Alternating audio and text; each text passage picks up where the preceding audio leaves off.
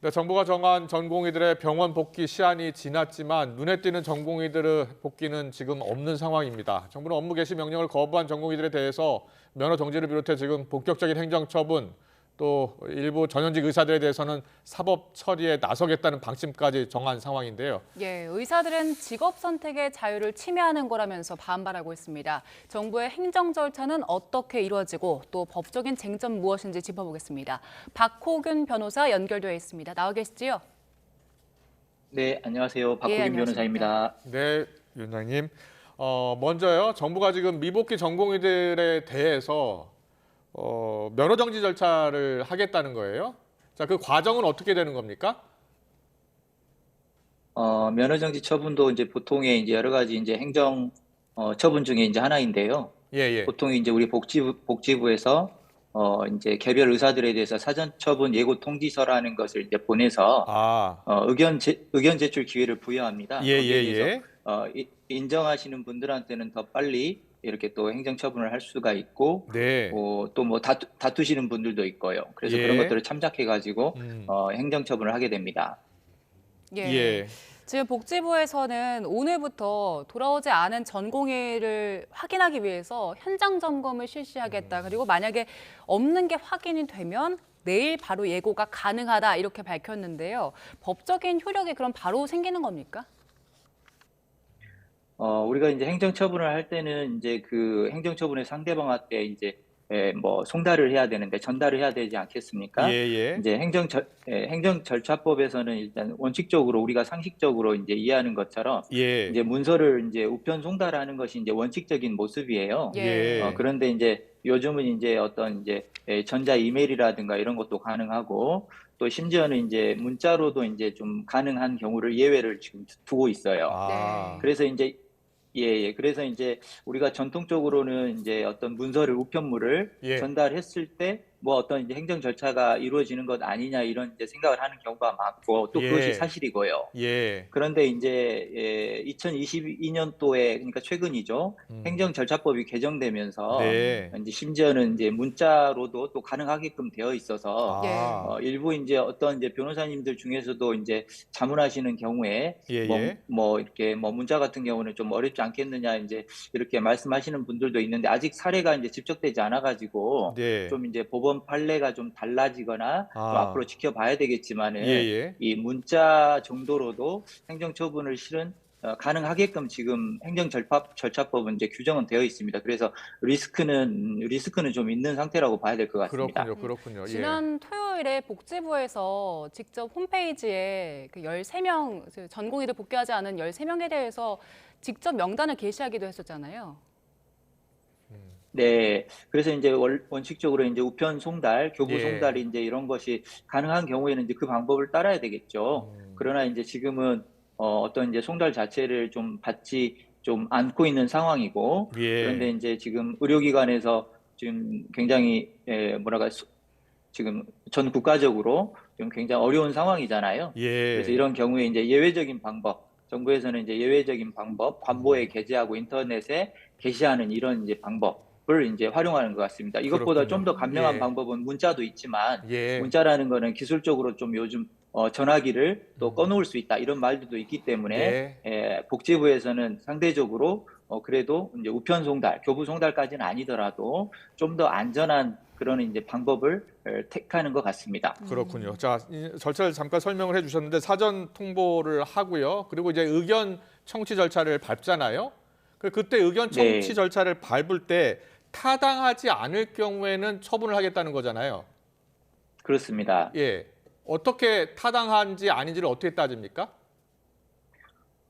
지금 뭐 이제 어쨌거나 그동안 이제 복지부나 정부에서는 뭐 진료 예. 유지 명령이라든가 업무 개시 명령 이런 부분에 대해서 이제 어떤 법적 처분, 행정적 처분을 하겠다라고 지금 밝히고 네, 있는데 네. 뭐 개중에는 어떤 이제 이번에 이제 집단적으로 사직서를 제출했지만 예. 어떤 의사들의 경우에는 가령 실제로 뭐 어떤 질병을 앓고 있다거나 또 심각한 아, 어떤 이제 개인 사정이 있을 수 불가피한 개인 있잖아요. 사정이 있을 수 그런데 이제 있으니까요. 예. 그렇죠. 불가피한 예. 그런 사정이 있을 수도 있겠죠. 어떤 분들에서는 예, 예. 뭐 그 비율이 어느 정도 될지는 알 수는 없겠지만 그거는 이제 개개인들이 이제 소명을 하는 과정을 거쳐야 되겠죠. 그래서 알겠습니다. 그런데 그런 의사협회 경우까지 모두 측에서는요. 무시해버리. 예, 근데 의사협회 측에서는 이게 직업 선택의 자유를 침해하는 것이다. 기본적으로 문제가 있는 것이다라고 반발하고 있지 않나요?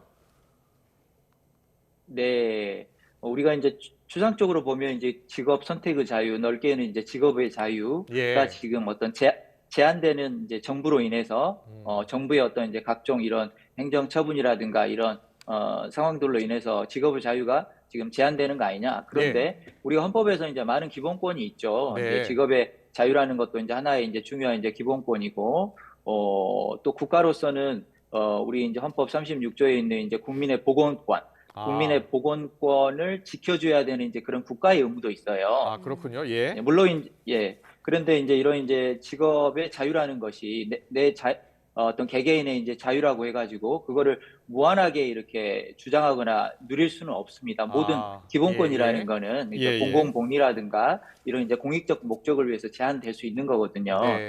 그래서 이제 추상적으로는 정부 쪽에서 이야기하는 이제 보건권, 또 이제 의사들이 이야기하는 어떤 직업의 자유, 직업 선택의 자유 모두 주장은 가능하지만 실제로 제가 볼 때는 앞으로 환자 피해가 어느 정도 발생하느냐에 따라서 저는 이게 실질적으로 이제 헌재든 법원이든 그렇게 판단이 될 것 같아요. 가령 실제로 환자 피해가 발생할 정도, 굉장히 환자의 어떤 많은 피해, 국민들이 많이 피해를 보고 있는 상황에서는 그렇군요. 직업의 자유 침해 주장은 받아들여지기 어려울 것 같고요. 반면에 우리나라 의료기관이 뭐 신속히 현재의 어수선한 상황에 대해서 적응해버리고 어느 정도 대응이 된다면 그때는 의사의 직업의 자유를 중요하게 또 다루어줘야 되지 않겠습니까? 뭐 이제 그런 주장이 당분간은 좀 어렵지 않을까 싶은데 실제 우리 국민들이 어느 정도 피해가 발생하느냐에 따라서 그런 이제 의사들이 주장하고 있는 직업 수행의 자유, 직업 선택의 자유, 직업의 자유라는 것이 어느 정도 또 이 제한되는 것을 받아들여야 될지 그런 부분이 좌우될 것 같습니다. 예.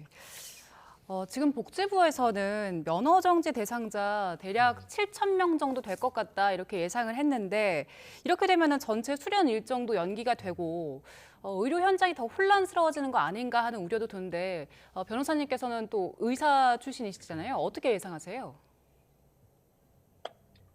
그동안 이제 이런 뭐 비슷한 상황들이 2000년, 2014년, 2020년 이제 금년까지 있었는데 이렇게까지 끝까지 어떤 파국적 상황으로 이번에 이제 갈 것인지 우리가 이제 그런 길은 이제 가지 않아야 되겠죠. 한 번도 경험해 보지 못한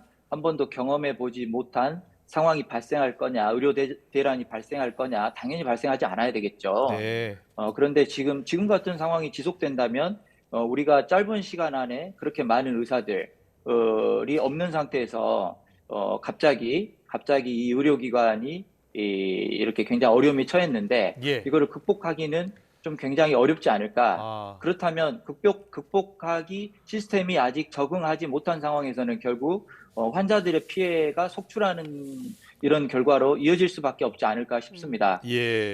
그래서 그런 상황 발생하지 않아야 되겠지만 이런 상황이 계속된다면 우리가 뭐 근래에 이제 굉장히 경험해 보지 못한 여러 가지 상황들을 또 많이 우리가 좀 접하고 있는 상황인데 이런 의료 대란이 발생한다면 정말 뭐 전쟁에 준한 그런 국지적인 그런 전쟁에 준한 그런 상황으로 우리가 어려움을 겪을 수도 있지 않을까 싶습니다. 근데 2020년이죠. 그러니까 4년 전에도 의료 파업이 있었잖아요. 그때 상황과 좀 비교하면 어떻습니까? 그때 일부 전공의들의 면허가 취소된 적이 있었나요? 이런 이제 집단 사직, 집단 파업 용어에 좀 혼선은 있습니다만은 실제로 뭐 이런 어떤 집단적인 어떤 행위와 관련해 가지고 2020년도에 면허가 취소까지 됐다는 제가 어떤 소식은 좀 접하지는 못한 것 같습니다. 아마 그때 2020년 이전 정부에서 의사들이 이런 어떤 집단적인 이제 어떤 행동들을 예고하고 우리 의료기관이 좀 혼란이 발생할 것 같으니까 당시에는 이제 또 코로나 재난이라는 어려운 또 그런 상황이었잖아요. 그래서 정부에서 추진하겠다는 그런 이제 예고했던 정책들을 우선 그때 어떤 양해각서 같은 거를 작성하면서 좀 잠정적으로 연기했던 것으로 기억하고 있습니다. 그래서 심지어 고발했던 그런 사례들에 대해서도 고발을 취하한 것으로 제가 언론에서 확인한 것 같습니다. 예, 근데 면허 취소와 또 면허 정지는 다르잖아요. 네, 면허 정지와 면허 취소는 굉장히 다르죠. 지금은 면허 정지를 일단 검토하겠다는 거 아닙니까? 절차를 밟겠다? 네, 현재 주로 문제되는 이제 의사들이 이제 전공의들인데, 뭐 갑자기 면허 취소를 할 수 있는 그런 이제 법적 근거 규정은 없습니다. 그러나 이제 진료 유지 명령이라든가 업무 개시 명령에 불응할 때는 이제 1년 이내의 자격정지 면허 정지라는 거는 1년 이내의 범위 내에서 가능한 것이고요. 그 수단은 지금 마련되어 있습니다. 그런데 이제 면허 취소까지 가기 위해서는 물론 이제 면허 정지를 3번, 면허 정지 처분을 이제 3회 한 경우에는 임의적으로 면허를 취소할 수 있는 임의적 면허 취소 규정이 또 있습니다. 우리 이제 의료법에. 그러나 이제 그것 외에는 금고 이상의 형의 선고를 받은 경우 그런 경우에 이제 면허를 취소할 수 있게 되는 거죠. 예, 지금 설명해주신 부분은 이제 돌아오지 않은 현장에 복귀하지 않은 전공의들에 대한 처분에 대한 내용이고 임용을 포기한 예비 전공의들도 있는데 이런 경우는 사실 정식 채용은 안 된 거잖아요. 법적 처벌 대상에 해당됩니까? 아직 그 병원에 이제 근무 자체를 시작하지 않은 뭐 인턴, 소위 우리가 말하는 이제 수련이 이제 인턴이 있겠고요. 그다음에 인턴을 마치고 레지던트 1년차를 새로 시작하는 이제 전공의가 있을 텐데, 이 경우는 이제 그 우리가 수련 계약, 전공의 같은 경우는 이제 별도의 이제 특별법이 이제 전공의법이 있는데, 거기에 따라서 이제 수련 계약을 하게 되는데요. 이 수련 계약 내용을 어떻게 체결하느냐에 따라서 각급 의료기관마다 조금 사정은 다를 것 같습니다. 그러나 이제 기본적으로 아직 인턴 자체를 시작하지 않은 사람, 보통 이제 3월 달에 이제 시작하게 되는데, 시작하지도 않은 의사들에 대해서 어떤 이제 행정처분을 하기는 굉장히 이제 어렵겠죠. 그리고 2월 말 3월 초에 그 계약이 끝나는 전공이나 전임의들도 있는데 재계약을 안 하는 부분은 법적으로 명령이 가능합니까? 저는 그 부분은 좀 논란이 많이 될 것 같습니다. 왜 그러냐면은 이제 이 부분도 당연히 각 의사들의 이제 의료기관과의 이제 어떤 계약 문제가 하나 있겠고요. 또 하나는 이제 전공의 같은 경우는 뭐 이제 수련 계약이 있겠고요. 이 계약들이 있는데 충돌하는 부분이 있습니다. 지금 현재 복지부에서는 의료법 59조에 따라서 진료 유지 명령 내지는 업무 개시 명령을 지금 하고 있는 상황이란 말이에요. 그래서 복지부에서 지금 내리고 있는 어떤 진료 유지 명령, 그러니까 이제 진료 행위를 이제 계속 해달라는 거죠. 이 의무, 법적인 의무와 이런 이제 개별 의료기관에서 의사들이 주장할 수 있는 그 계약법상에 근거해 가지고 또 주장할 수 있는 이런 내가 그만둘 수 있는 자유가 있지 않느냐 하는 이제 이 두 부분이 좀 충돌하는 영역인데요. 그렇군요. 저는 이 부분도 이제 개별 의사들마다 사정이 많이 다를 것 같은데, 그래서 어떤 경우는 그냥 그런 이제 사직한 거를 그냥 그대로 이제 받아들여줘야 되는 이제 그런 케이스도 또 있을 것 같고요. 그렇군요. 가령 뭐 중환자실이라든가 응급실이라든가 어떤 굉장히 이렇게 수술이 계속 밀려 있다거나 그 어떤 위험한 수술들이 계속 밀려 있다거나 미룰 수 없는 그런 업무들도 있잖아요. 뭐 가령 중환자실에 있는 환자가 갑자기 경증의 환자가 될 수는 없는 거 아닙니까? 그런 데에서 근무를 하고 있던 의사들의 경우에는 상대적으로 이 나중에 법원에서 다툼이 된다면은 진료 유지 명령에다 좀 더 어떤 무게가 실리지 않을까? 그렇게 본다면은 나중에 이제 그런 판단을 받아버리면 이제 이번에 이제 어떤 이제 어떤 갱신 계약을 포기해 버린다거나 그런 의사들의 경우에는 실은 법적인 리스크가 굉장히 클 수도 있을 것 같습니다. 그렇군요. 의사들마다 또 전공의마다 사정이 다르니까요. 다 하나하나 따져봐야 된다는 말씀이시고요.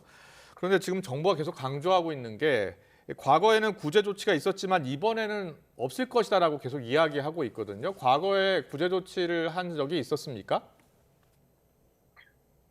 아까 말씀드린 것처럼 2020년도에는 정부가 고발 조치했던 사례들을 취하했던 것 같고요. 고발 취하요? 네, 했던 것 같고. 그다음에 이제 과거 아주 이제 2000년도 의약분업 이제 굉장히 그때 전국적으로 이제 힘들었을 때 의협 차원의 집단 휴진 사태 있었죠. 예, 예. 아마 상징적으로 이제 아마 의협 회장님 중심으로 이제 형사처벌을 좀 더 중하게 상대적으로 뭐 하지 않았나 싶고, 예. 그다음에 아마 보통 그래도 우리가 이런 이제 어떤 개인의 일탈이라기보다는 집단적으로 어떤 이제 이런 행동들을 했을 때는 그동안 좀 관대하게, 그래도 비교적 좀 관대하게 정부에서 어떤 행정 조치들이라든가 형사 고발 조치들이라든가 이런 것들을 좀 조정하지 않았나, 그런 평가는 해볼 수 있을 것 같습니다. 예. 과거에는 뭐 구제 조치들이 조금씩 있었는데, 그리고 이번에 또 달라진 게 아까 짚어주셨지만 의료법이 개정이 됐잖아요. 그에 따라서 면허 취소하는 것 자체가 조금 더 쉬워졌다고 하는데 어떻게 달라졌습니까? 네, 그 부분이 이제 조금 섞여져 가지고 이제 언론에서 많이 좀 보도되는 것 같더라고요. 예. 이제 사실은 이제 요즘 근래에 지금 전공의들한테 주로 문제되는 것은 이제 의료법 위반이에요. 진료 예. 거부라든가 업무 개시 명령에 대한 불응이라든가 이런 부분은 이제 의료법 위반의 문제인데, 예. 사실 의료법 위반의 문제는 이 개정 의료법과 사실은 상관은 없습니다. 그 예. 이전에도 이런 경우에는 이제 면허 정지라든가 또 형사 처벌이라든가 사실상 동일하게 규정되어 있었어요.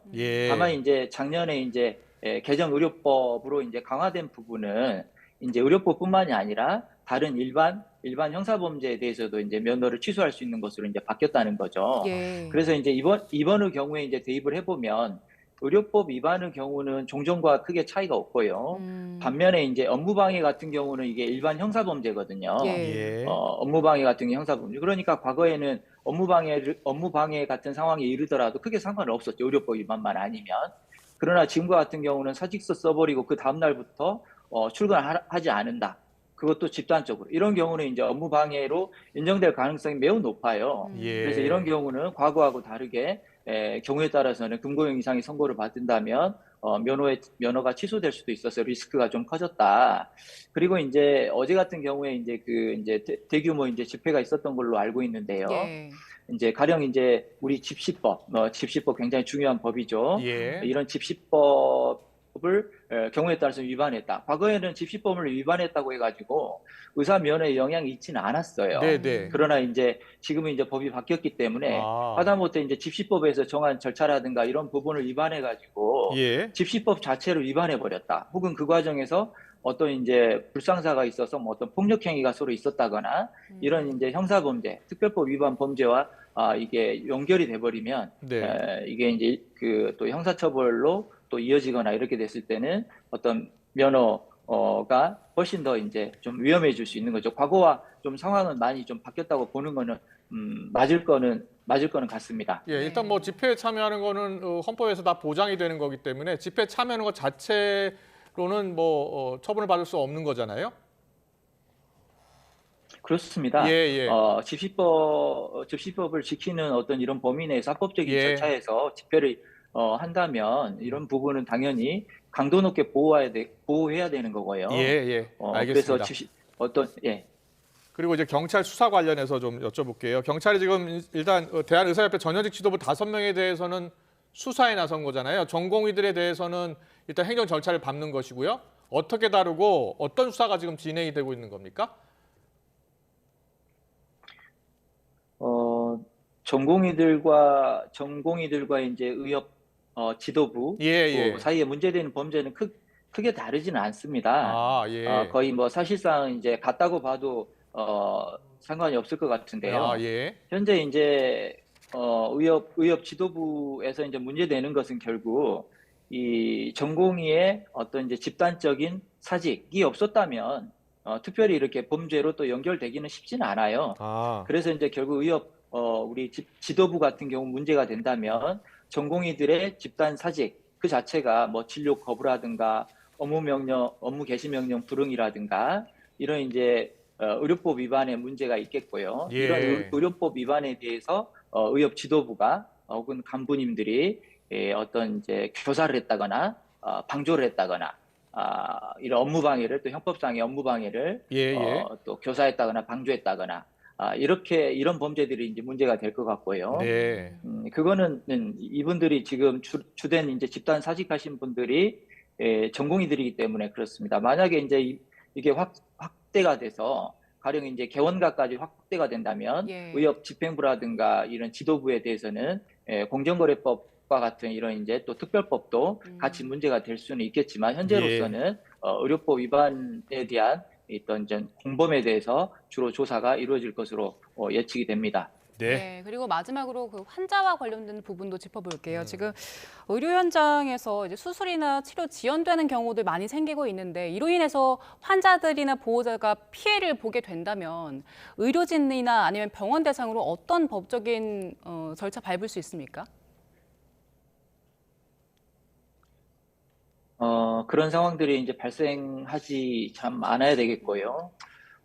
그래서 그럼에도 불구하고 이런 상황들이 장기화돼서 환자들의 피해가 좀 발생하고 그중에 굉장히 이제 우리가 실제로 이제 중상해를 입는 경우라든가 또 사망에까지 이르는 이런 이제 극단적인 이제 그런 상황이 발생하면 환자 측으로서도 이제 각종 소송을 피하기는 그냥 자제하기는 어렵겠죠. 예. 그래서 민형사상 분쟁이 이제 되겠고요. 물론 이제 그 과정에서 어떤 행정처분을 이제 촉구하는 이런 이제 것도 가능하겠죠. 네. 우선은 만약에 그런 이제 뭐 응급실에서 진료를 거부당했다거나 실제로 이제 중환자실에서 치료를 제대로 받지 못했다가 이러면 이제 전통적으로 이제 우리가 손해배상 청구가 가능하고요. 네.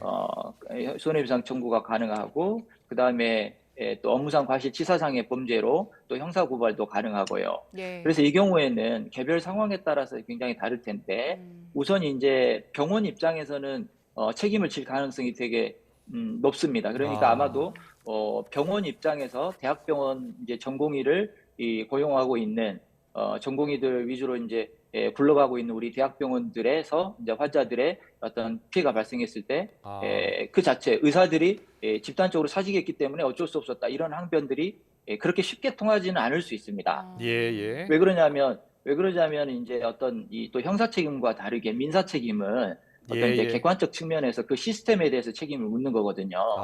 그러니까 이제 또 다른 관점에서 보면 아니 이 대학병원이라는 곳이 전공의들을 30-40% 이런 비율로 고용해가지고 병원을 이렇게 돌아가게 하는 것이 타당하냐 이런 관점에서 보면 법적으로는 이제 그런 시스템을 쉽게 이렇게 또 용인하기는 어렵거든요. 그렇게 본다면 그런 대학병원에서 이제 전공이 부재한 상태에서 의료사고가 발생했을 때 환자 측에서 이제 손해배상 청구를 하면 책임이 인정될 가능성도 꽤 높습니다. 근데 형사처벌 같은 경우는 개별 상황에 따라서 굉장히 다를 거예요. 가령 이제 중환자실 이런 경우에 이제 의사가 어떤 의료 인력이 부족하면은 사고 위험이 굉장히 높아지는 이제 이런 현장이 있었던 케이스에서는 형사 책임을 질 가능성이 상대적으로 좀 높아질 것 같고요. 더군다나 이것이 어떤 과실이라기보다는 내가 진료 현장을 떠난 것은 본인의 의지이잖아요. 의사 개인의 의지잖아요. 어떻게 보면 이제 고의에 가까운 거죠. 내가 떠나버렸는데 거기에서 발생한 사건에 대해서는 나는 모르겠다. 과연 이것이 그런 식의 생각이 안전할 것인가? 그거는 상황에 따라서 다를 거예요. 그래서 중환자실 같은 경우는 환자로서는 의사의 도움이 상시적으로 항상 필요한 경우가 많기 때문에 그런 경우에서는 또 형사 책임의 가능성도 좀 꽤 있을 것 같고요. 네, 알겠습니다. 미복귀 전공의에 대해서 정부가 행정 절차, 면허 정지 등 여러 절차를 진행 중인데요. 그 절차 과정 그리고 핵심 쟁점에 대해서 들어봤습니다. 의사 출신 변호사시죠? 박호균 변호사와 함께했습니다. 잘 들었습니다.